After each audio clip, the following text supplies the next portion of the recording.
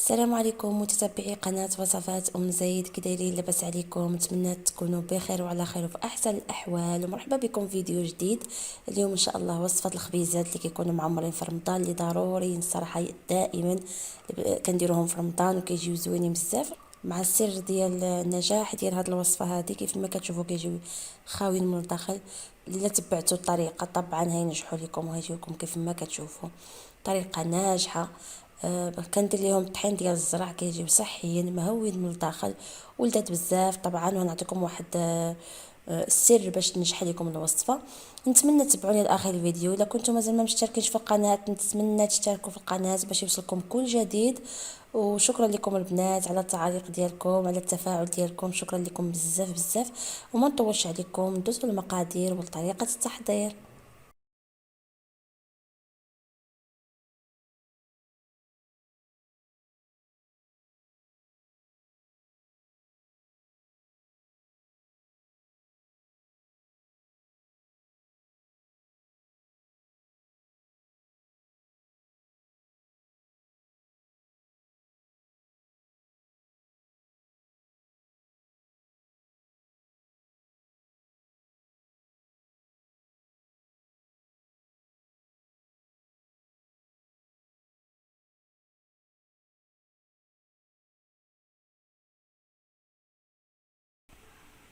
بالنسبه للمقادير ديال الطحين اللي كنديرو في هاد الخبيزات، كنديرو الطحين ديال الزرع كيف ما كتشوفوا، والفينو والفورس. فكندير نفس الكميه. مثلا الا كانت رابعه ديال الطحين ديال الزرع، كتكون رابعه ديال الفينو ورابعه ديال الفورس.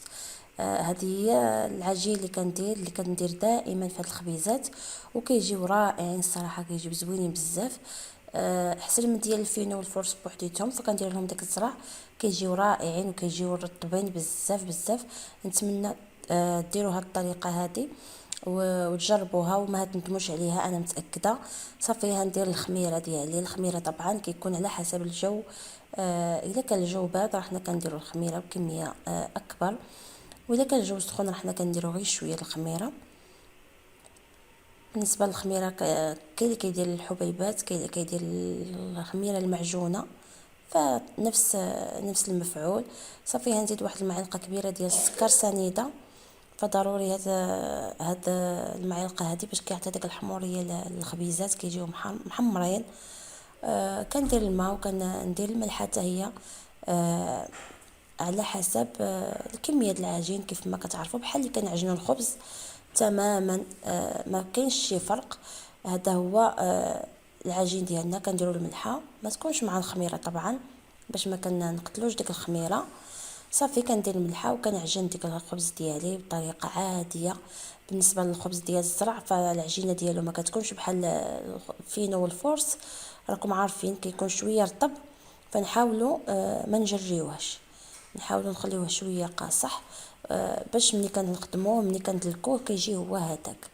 صافي هنكمل العجينه ديال الخبز ديالي كيف ما كيعرفوا كاملين البنات. ونتمنى تتبعوني لاخر الفيديو طبعا باش تشوفوا الطريقه ديال الخبيزات.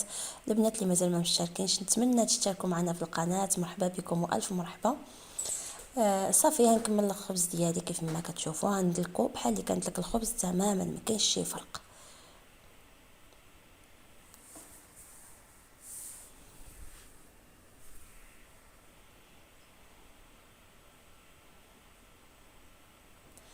من بعد ما دلكت الخبز ديالي بحال هاد الطريقه هذه، صافي تولى رطب.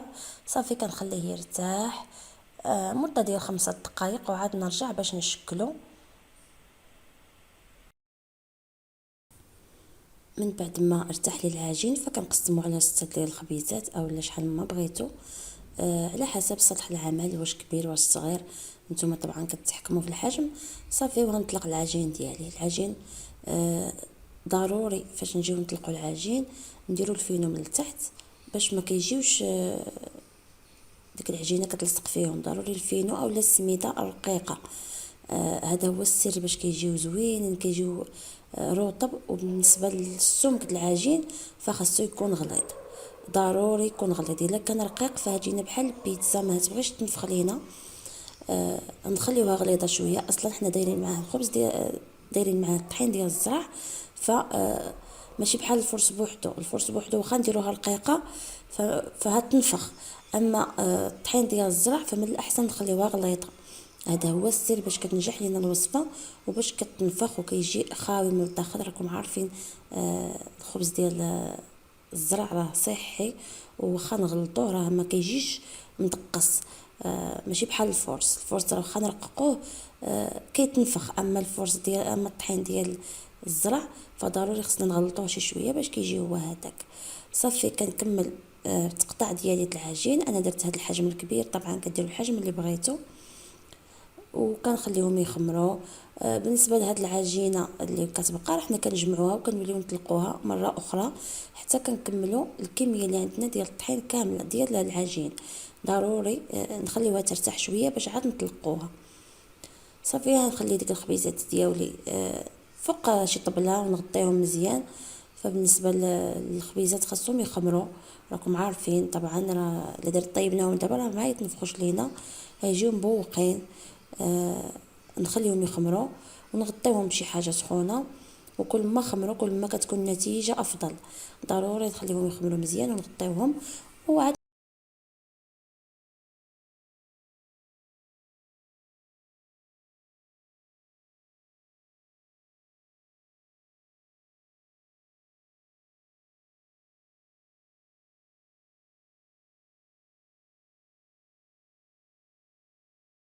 صافي من بعد ما تسخن لي المقله غنديرهم يطيبوا. بالنسبه للخبيزات فما كنخليهمش حتى يتحمروا، عاد نقلبوهم. فضروري غير كيبداو يتبوقوا بهذا الشكل هذا كيف ما كتشوفوا كيبداو يعطيو ديك البويقات، صافي كنقلبوهم باش نعطيوهم الفرصه باش يتنفخوا.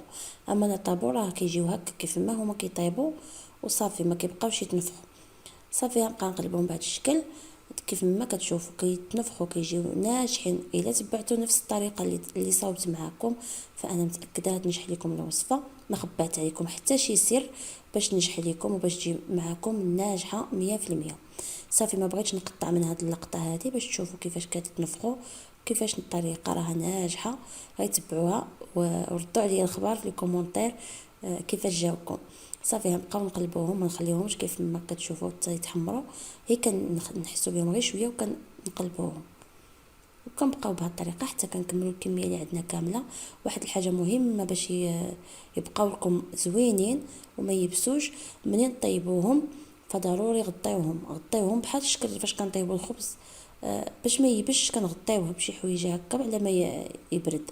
فضروري نغطيوهم بشي منيتل عاد باش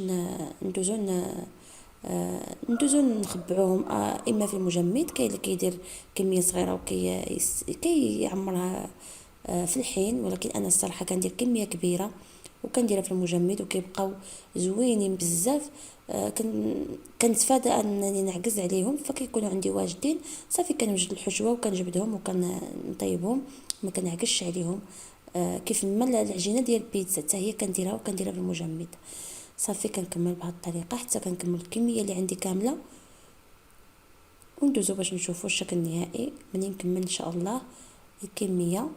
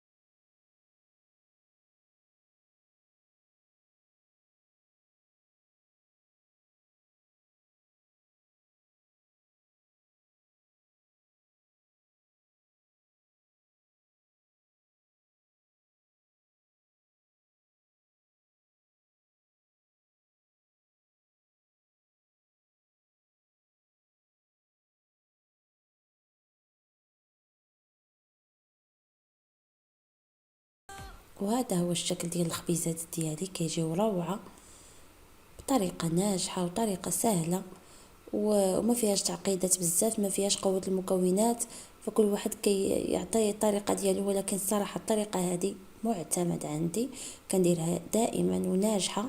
نتمنى طبقوها، ونتمنى تردوا عليا في لي كومونتير كيفاش جاتكم الوصفه. شكرا لكم البنات، شكرا لكم على التفاعل ديالكم. الصراحه كتعجبني بزاف فاش كنلقى شي كومونتير ديال شي بنت متبعاني اولا شي اخت اولا. الصراحه ولينا عائله وحده. شكرا لكم بزاف. نتمنى الدعم ديالكم، نتمنى البنات اللي مشاركينش في القناه يشتركوا. مرحبا بكم والف مرحبا. وفعلوا زر الجرس باش يوصلكم كل جديد. طبعا في هذا رمضان هيكونوا وصفات، هيكونوا اقتراحات اللي نتمنى تنال اعجابكم. وهذا هما الخبيزات ديالي. هذا هو الفيديو ديال اليوم. ما بغيتش ندير معكم الحشوه في نفس الفيديو، فقلت نخلي خبيزات يجيو فيديو بوحديتو، باش اللي كدير شي طريقه اخرى من غير هذه تعتمد هذه الطريقه على حسابي، كتجي ناجحه 100%. ما فيهاش معدل الخطا هذه الوصفه الا تبعتوها بكل التفاصيل. بالنسبه للحشوه، انا عندي واحد الحشوه معتمده اللي كتجي رائعه، اللي كتجي زوينه بزاف وما كنستغناش عليها، وكيجيو الخبيزات كيف ما كتشوفوا رائعين حتى في المذاق حتى في المنظر. هندير لكم الوصفه ديال الخبيزات الحشوه ديالي في الفيديو الجاي ان شاء الله. نتمنى تتبعوني في الفيديو الجاي، نوريكم الطريقه ديال هاد الحشوه هذه. اولا نخلي لكم الرابط ديال الوصفه في اسفل الفيديو في صندوق الوصف. وشكرا لكم البنات، نتمنى لكم رمضان كريم، ونتلاقاو في فيديو جديد ان شاء الله. الى اللقاء.